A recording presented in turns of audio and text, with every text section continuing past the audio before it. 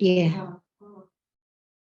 Ini adalah ya prinsip diet ya pada gizi ya nutrisi ya bayi dan balita ya, dan ini ya bahwa nutrisi itu menjadi sangat penting ya. Ya, sangat penting bagi bayi dan balita karena nutrisi ini menunjang ya menunjang dalam proses pertumbuhan dan perkembangan.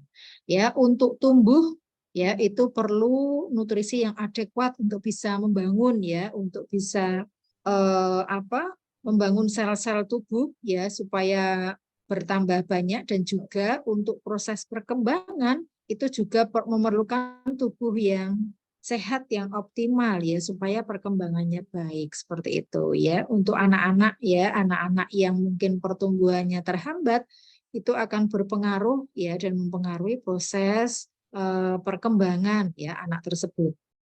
Ini slide saya bisa dilihat ya. Bisa, Ibu. Oke. Sebentar, saya perlu slide zoom.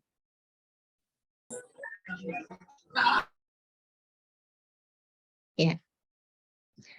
Ya, ini kalau kita lihat ya untuk pertumbuhan dan perkembangan bayi ya, kalau melihat yang bisa kita kita mengerti untuk perkembangan pertumbuhan 1 tahun. Nah, ini berat badannya adalah 3 kali berat badan lahir ya. Nah, ini jangan lupa. Nah, kalau tentunya 4 bulan. Nah, ini 2 kali berat badan lahir ya. Semakin bertambah umur, tentunya tidak kelipatan ya berat badannya. Jadi 2 tahun itu adalah 4 kali berat badan lahir ya. Semakin ya bertambah umur, nah berat badan ini semakin melambat, bukan semakin bertambah. Nah, kalau semakin bertambah, nah justru menyebabkan obesitas ya, seperti itu.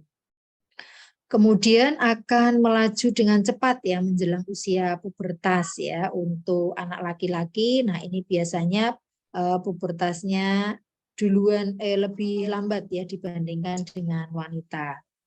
Nah, ini untuk panjang. Nah, untuk panjang badan ini adalah umur 1 tahun. Ini ya panjangnya adalah 1,5 kali panjang badan lahir. Kemudian umur 4 tahun, ini 2 kali ya panjang badan lahir, kemudian 13 tahun 3 kalinya. Ya, jadi kalau misalnya umurnya saat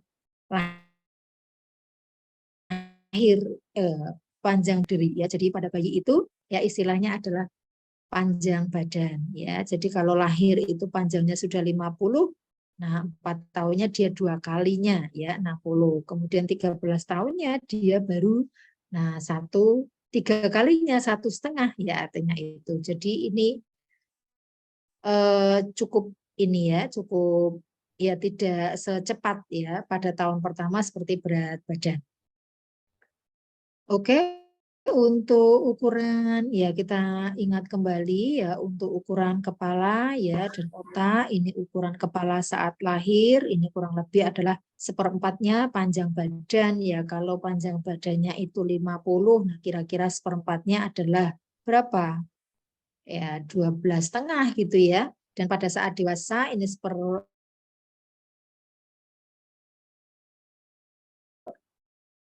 ya dari tinggi badan ya, lebih besar ya dibandingkan dengan tubuhnya.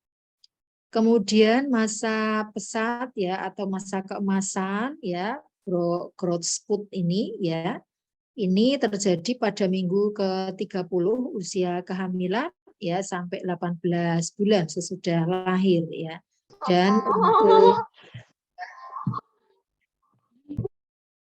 ya, manakala terjadi gangguan ya pada masa tersebut ya, pada masa 30 usia kehamilan 30 sampai 18 bulan sesudah lahir ini ya biasanya gangguannya akan bersifat irreversibel ya atau tidak dapat pulih kembali ya. Makanya untuk ya pada masa keemasan ya 1000 hari pertama ini adalah kita harus memberikan stimulasi yang cukup ya pada bayi, pada anak ya, karena masa ini adalah merupakan masa pertumbuhan otak yang sangat pesat ya. Nah, untuk bisa menstimulasinya ini memerlukan nutrisi maupun stimulasi perkembangannya. Nah, kemudian pertumbuhan otak ini pada usia 2 tahun ya dan pada usia 6 sampai 1 tahun. Nah, ini perkembangannya sama dengan orang dewasa, sudah berkembang 100%. Ya, kemudian jumlah sel-sel otak pada waktu ini kurang lebih 66%. Kemudian sedangkan ya berat otaknya sekian. Nah, ini adalah gambaran ya untuk bagaimana gambaran fisik ya ini pada bayi. Nah, ini adalah nanti bagaimana nutrisi yang diberikan pada bayi terutama adalah usia 0 sampai 6 bulan yaitu ASI eksklusif, di mana ASI eksklusif ini ya banyak sekali kandungan-kandungan gizi dan zat-zat yang tepat ya untuk mendukung pertumbuhan dan perkembangan bayi ya. Ini nanti kita lihat. Ya, kita bahas coba untuk yang ASI ya, air susu ibu ini. Jadi ada beberapa perbedaan ASI ya, dimulai dari menit ke menit ini. Ada yang dinamakan dengan yang pertama ini adalah formik ya, kemudian yang kedua adalah hind milk ya. Jadi untuk yang formik ini ASI yang keluar 5 menit pertama ini mengandung 1 sampai 2% lemak ya, dan biasanya terlihat ini ya lebih encer ya karena dia bisa membantu memuaskan rasa haus bayi ya waktu mulai menyusu. Kemudian untuk hand milk ini asir ya dan mengandung sedikitnya ini 4 sampai 5 kali lebih banyak lemaknya. Jadi pada yang pertama itu adalah ya mengandung lemak ya, tapi jumlah lemaknya antara yang pertama dan yang terakhir ini lebih banyak yang terakhir dan memberikan sebagian energi yang dibutuhkan bayi dan mengenyangkan perut bayi ya. Kemudian ASI yang keluar ini ya yang berwarna putih keluar pada minggu kedua. Kemudian ASI biasanya diberikan 30 menit setelah melahirkan ya. Nah, yang diketahui ya bahwa di hari 1 sampai 3 ya setelah melahirkan ini ya ASI biasanya yang keluar adalah ASI apa? ASI kolostrum ya. Hari 1 sampai 3 ini yang keluar adalah kolostrum ya, di mana kolostrum itu memang produksinya sedikit dan itu sudah mencukupi ya untuk kebutuhan bayi ya. Ini kondisi normal ini hanya sedikit ya, bahwa kurang lebih hanya 100 mili ASI ini di hari kedua dan akan meningkat ya, meningkat secara terus-menerus ya di minggu kedua dan juga akan sangat meningkat manakala ya ASI itu dihisap ya. Jadi semakin sering bayi itu menghisap puting susu ibunya, maka semakin banyak ya ASI itu diproduksi. Nah, sebagaimana yang kita tahu bahwa untuk umur 6 bulan pertama itu adalah diberikan ASI eksklusif, ya mengapa? Karena berdasarkan banyak penelitian ya di ASI ini adalah terdapat banyak keunggulan karena zat-zat yang ada di ASI ini adalah sudah memenuhi semua kebutuhan bayi, termasuk di dalamnya di sana adalah ada zat kekebalan ya, kemudian merupakan nutrisi yang tepat sesuai dengan pencernaan bayi. Nih ya, jadi mengandung semua zat yang diperlukan, kemudian meringankan fungsi pencernaan ya, dan ginjal yang memang belum sempurna ya. Lain dengan susu sapi ya, ada proteinnya ya, kaseinnya dan whey ini perbandingannya lebih besar. Kemudian ASI segar, bersih ya, ya langsung dari pabriknya ya, dari kemungkinan tercemar ya itu tidak ada ya asinya tercemar nggak ada ya karena langsung ya. Kemudian ASI juga mempunyai suhu yang tepat ya, suhu yang sesuai untuk pencernaan bayi. Beda kalau kita memberikan PASI ya, pengganti air susu. Nah, kadang-kadang bisa terlalu panas ya atau kurang panas panas seperti itu ya. Nah, ini ASI adalah sudah sangat tepat ya suhunya untuk pencernaan bayi. Nah, ASI juga menghindarkan ya ini bayi bisa mencegah terjadinya diare ya dan alergi karena dalam ASI itu ya ada zat yang dinamakan dengan laktosa ya, di mana laktosa ini adalah mampu untuk ya meminimalkan ya perkembangan bakteri-bakteri atau ya kuman-kuman yang bisa menimbulkan diare ya pada bayi.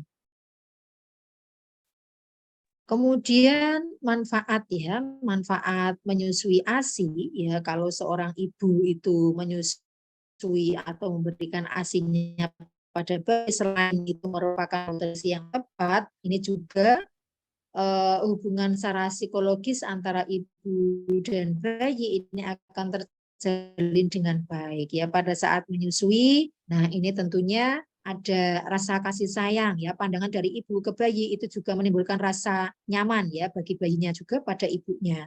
Kemudian ya bisa ya meminimalkan terjadinya hipotermi karena ada sentuhan atau kontak skin to skin ya sehingga menimbulkan ya rasa hangat ya pada bayi.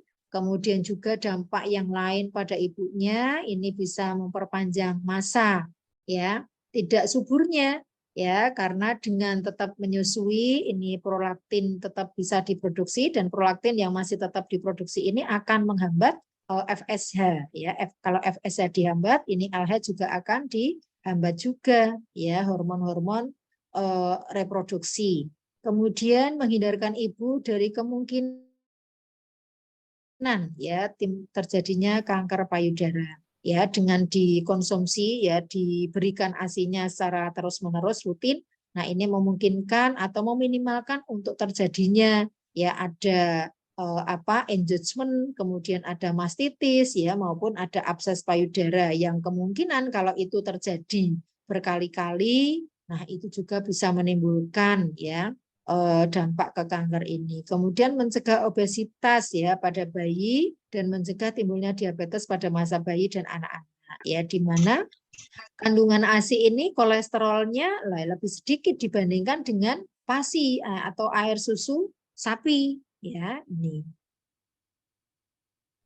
Nah, kandungan zat gizi ya ini ya kita sudah bisa membuktikan beberapa evidence base ya terkait dengan manfaat ASI. Nah, ini sudah terbukti bahwa ASI ini yang pertama adalah selain bisa ya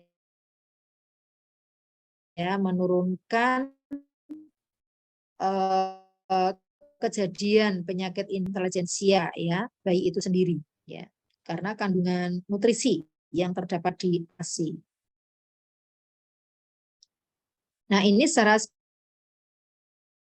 ini dibahas sini ya. Ini adalah ya untuk nutrisi pada bayi yang tepat ini adalah memang ASI ya di mana ya karbohidrat ASI ya ini adalah berupa laktosa ya. Laktosa itu adalah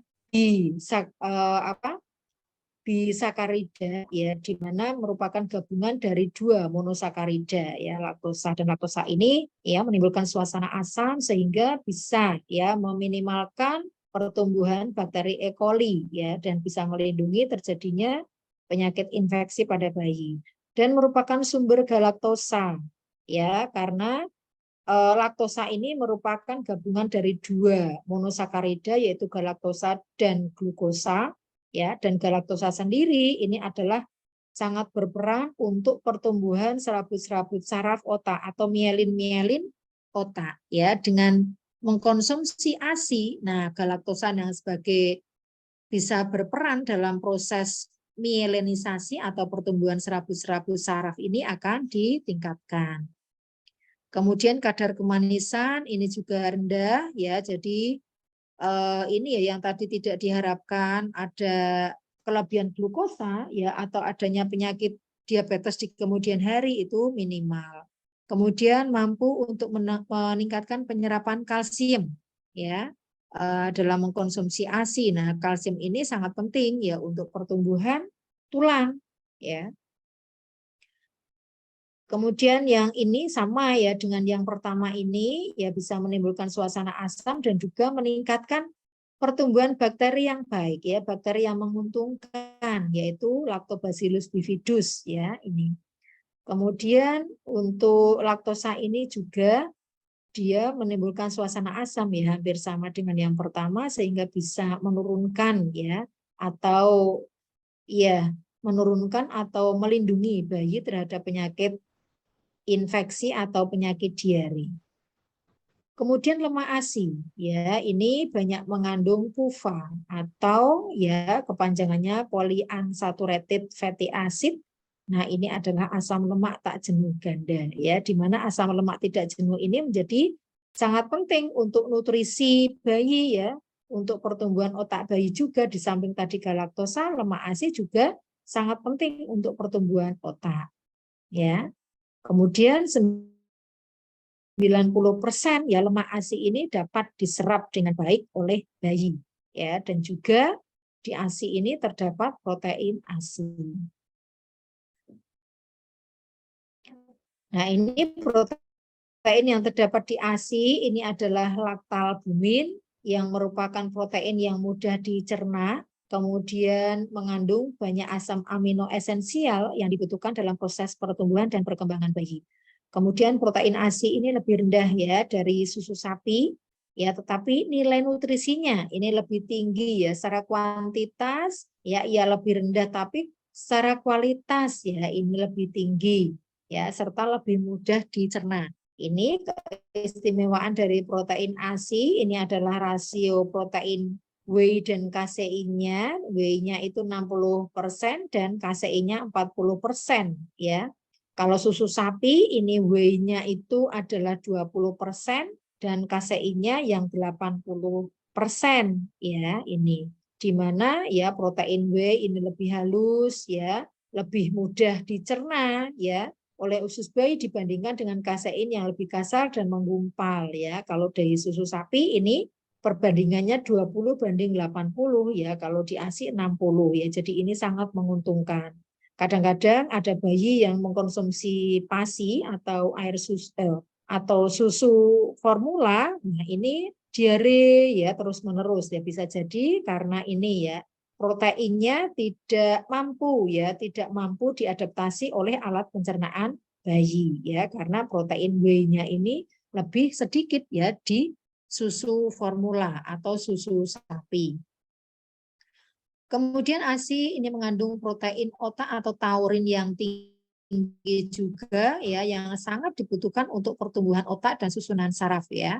Kemudian kadar asam amino sistin ya ini di ASI lebih tinggi juga ya, penting untuk pertumbuhan otak bayi sehingga ya berdasarkan hasil penelitian evidence based banyak anak-anak yang mengkonsumsi ASI ya ternyata lebih cerdas dari anak-anak yang mengkonsumsi air susu sapi ya atau PASI. Kemudian beberapa vitamin dan mineral di ASI ya ini mengandung vitamin yang cukup lengkap ya sampai bayi usia 6 bulan. Ya hampir semua vitamin mineral ini mampu diserap dengan baik ya oleh tubuh bayi. Nah, ini juga yang keluar di hari 1 sampai 3 ya kolostrum atau susu jolong ini ya ASI yang keluar pertama. Nah, ini biasanya berwarna jerih agak kekuningan ya karena memang lemaknya lebih sedikit dibanding yang ASI yang terakhir ya keluarnya, kandungan lemaknya lebih banyak. Nah, ini jumlahnya memang bervariasi ya, tapi ini sedikit ya, sedikit juga dan itu tadi sudah saya sampaikan juga untuk Ibu Nifas ya di hari pertama sampai ketiga bisa diberikan penjelasan ya bahwa dengan produksi ASI yang sekian itu sudah bisa mencukupi ya nutrisi bayi. Kemudian ini sudah tadi sekresi akan semakin meningkat secara bertahap ya sesuai dengan bertambahnya isapan bayi ya. Nah, kolostrum ini juga menjadi sangat penting ya untuk bisa melindungi bayi dari beberapa penyakit infeksi ya dan membantu untuk pengeluaran mekonium ya. Karena ada laktosa tadi ya yang bisa membantu untuk mengeluarkan mekonium. Kemudian ya hasil, mohon maaf ini ya belum diupdate untuk ini, nanti akan saya update.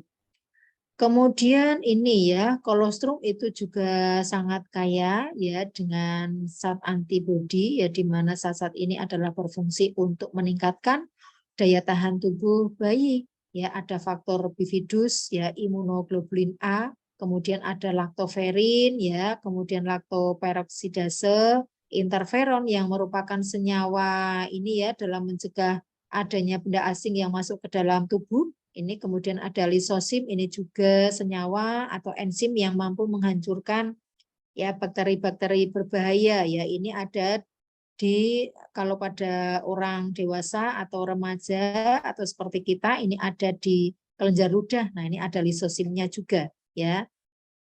Kemudian juga ada banyak ya komplemen-komplemen ya, yang dimana komplemen-komplemen ini berfungsi sebagai tentara ya atau anti infeksi.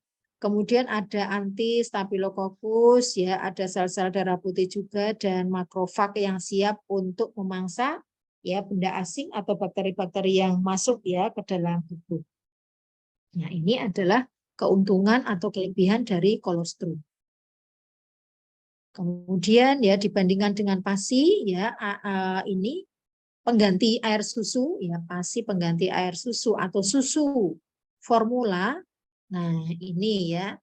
Nah, kadang-kadang hal-hal yang tidak kita harapkan itu terjadi ya. Ibu kadang ya menderita suatu penyakit atau ya tidak bisa menyusui bayinya secara langsung. Nah, ini mungkin ya diganti dengan PASI ya. Nah, itu bisa saja ya, beberapa hal ini kemungkinan ya menyebabkan bayi diberikan PASI ya ini.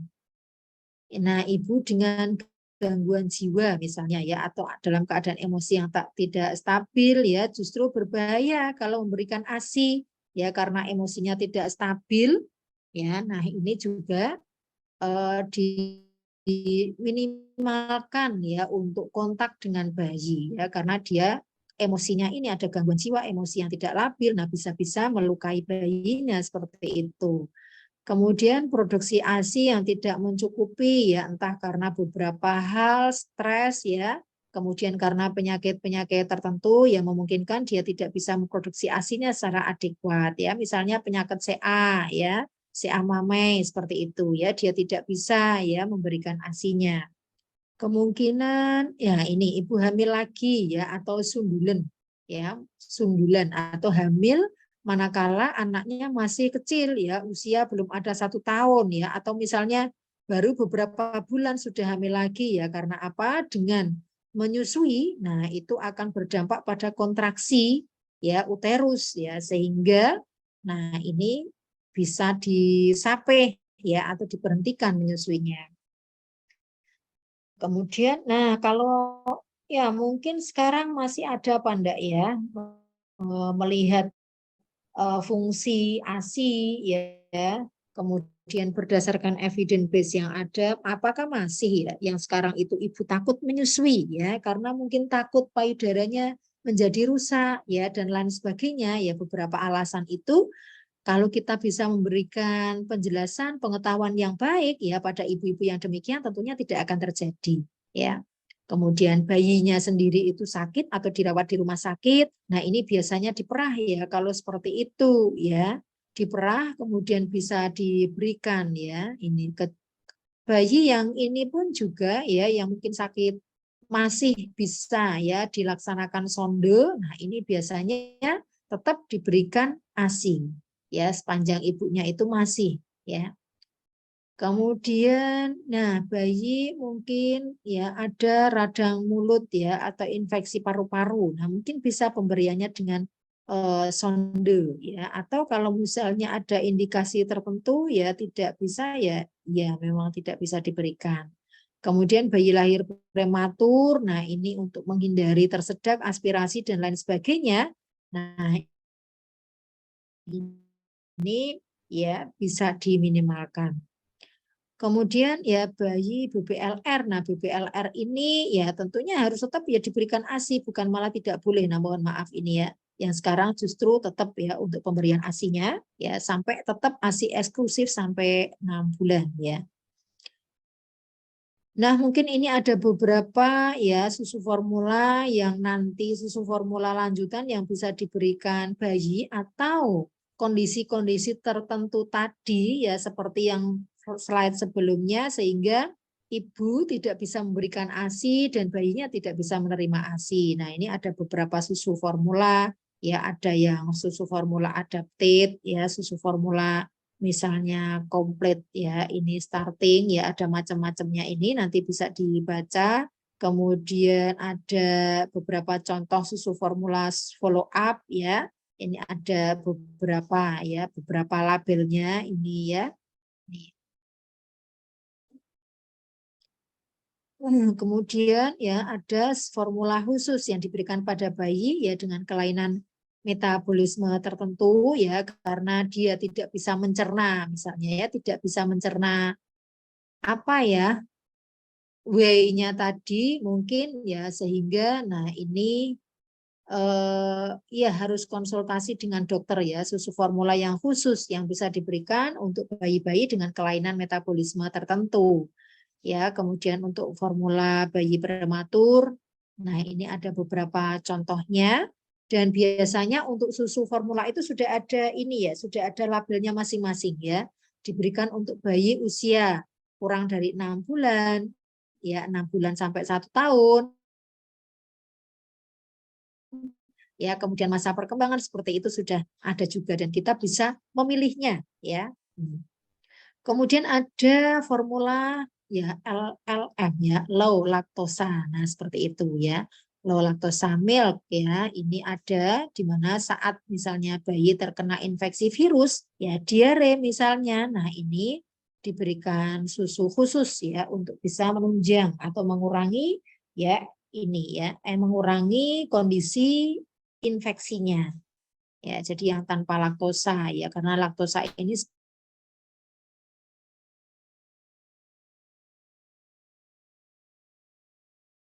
sebagai bisa berfungsi sebagai pencahar kalau tetap dipilih ya ini. Nah, oke ya. Kalau ini untuk kekurangan ya dari beberapa. Nah, kondisi yang ada sekarang ya, manakala bayi itu tidak bisa ya, tidak bisa apa ya, tidak bisa diberikan ASI, tapi ASI ini bisa diperah. Nah, ini pemberiannya ada beberapa cara ya, bisa di dalam botol atau bisa di dalam pemberiannya dengan gelas. Nah, itu bisa saja terjadi. Atau kalau bayi masih ini ya, mungkin prematur, nah pemberiannya secara hati-hati dengan pipet mungkin ya, sehingga ya sedikit demi sedikit ya bayi tetap bisa mengkonsumsi ASI ya. Ini dan harus diperhatikan kalau misalnya tidak mengkonsumsi ASI secara langsung ya diberikan dengan botol atau dengan gelas. Nah, mohon untuk kebersihannya. Nah, ini bisa dijaga supaya apa? Ya, supaya menghindarkan dari kontak bakteri ya atau bahan-bahan berbahaya ya di botolnya itu sehingga tidak apa ya tidak meningkatkan kejadian diare. Ya, justru ASINya sih tetap ASI, tapi kalau botolnya itu sama ya, mungkin kebersihannya kurang ya, tidak disterilkan dulu dan lain sebagainya. Nah, itu juga bisa saja menimbulkan penyakit ya pada bayi. Nah, ini adalah makanan pendamping ASI. Nah, ini makanan atau minuman yang diberikan. Nah, ini adalah tentunya disesuaikan dengan usia bayi ya. Jadi setelah usia itu 6 bulan ya, maka harus direncanakan untuk pemberian makanan dari halus kemudian ke kasar ya 9 bulan, kemudian lumat ya, lumat kemudian ke kasar ya, bubur kasar seperti itu ya. Jadi harus diberikan secara bertahap dan dengan dikenalkan ya MPASI ini juga harus ya memenuhi beberapa jenis bahan makanan ya. Ini beberapa contoh ya pemberian makanan yang dianjurkan ini ya 6 bulan. Nah, ini bisa bubur kental ya. Bubur kental itu ya bubur halus ya 2 sampai 3 kali, 2 sampai 3 sendok makan ya tiap kali makan ya. Jadi pemberiannya secara bertahap sedikit-sedikit Jangan langsung 1 piring penuh ya, seperti itu. Kemudian ini sampai 9 bulan ya, 6 sampai 9 bulan ini diberikan ya. Sama bubur kental juga, kemudian makanan keluarga yang dilumatkan.